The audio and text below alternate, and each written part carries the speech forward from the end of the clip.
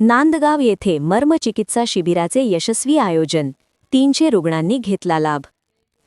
आधुनिक जीवनशैलीमुळे निर्माण होणाऱ्या शारीरिक आणि मानसिक व्याधींवर मात करण्यासाठी नाशिकच्या नांदगाव येथील स्वामी विवेकानंद नगर येथे आयोजित 3 दिवसीय योग आणि मर्मचिकित्सा शिबिराचा समारोप उत्साहात संपन्न झाला। पुण्यातील ज्ञान आश्रमचे प्रसिद्ध तज्ज्ञ डॉक्टर हेमंत खेडेकर यांच्या मार्गदर्शनाखाली हे शिबिर संपन्न झाले। 50 वर्षांहून अधिक अनुभव असलेले डॉक्टर खेडेकर यांनी सुमारे 300 रुग्णांना मार्गदर्शन व उपचार दिलेत। मर्मचिकित्सा, योगा आणि निसर्गोपचार यांच्या समन्वयातून जुनाट आजार कसे बरे होऊ शकतात याचे प्रात्यक्षिके यावेळी देण्यात आले।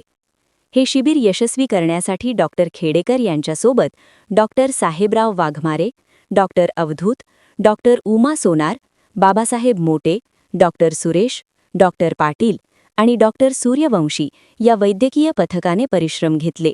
तसेच भास्कर शिंदे, सुनील आहेर आणि पंचगव्य तज्ज्ञांनी या शिबिराच्या नियोजनात मोलाची भूमिका बजावली। सर नांदगावला येत आहे आणि ड्रगलेस थेरपी देत आहे, म्हणजे ही लोकांच्या आरोग्याची एकदम चांगली गोष्ट आहे।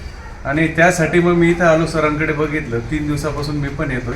मी स्वतः डोळ्यांसाठी थेरपी घेतली, माझ्या वडिलांसाठी पण थेरपी घेतोय मी। आणि मला बऱ्यापैकी म्हणजे जवळजवळ 90% मला चष्माच मी लावत नाही 3 दिवसापासून।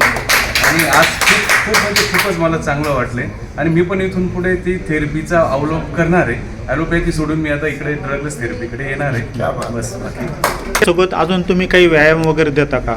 हां, मी मुळात परदेशात जो गेलो ते मर्मयोगा ह्या विषयाला घेऊनच की ज्या लोकांना योगा करता येत नाही, एक्सरसाइज करता येत नाही, त्या लोकांना मी योगा शिकवायला लागलो। आणि ज्या लोकांना योगा करता येत नाही त्यांना मी मर्मचिकित्सा द्यायला लागलो। ह्याद्वारे कुठूनही त्यांना बरं वाटावं।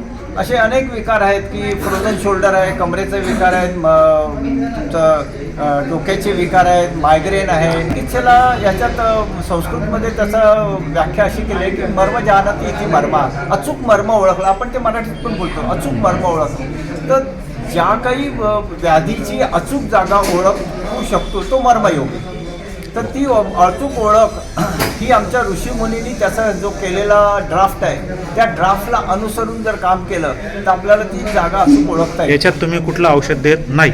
एकही औषधाचा थेंब नाही, औषध नाही, इंजेक्शन नाही, टॅबलेट नाही, गोळ्या नाही, स्टेरॉइड तर नाही।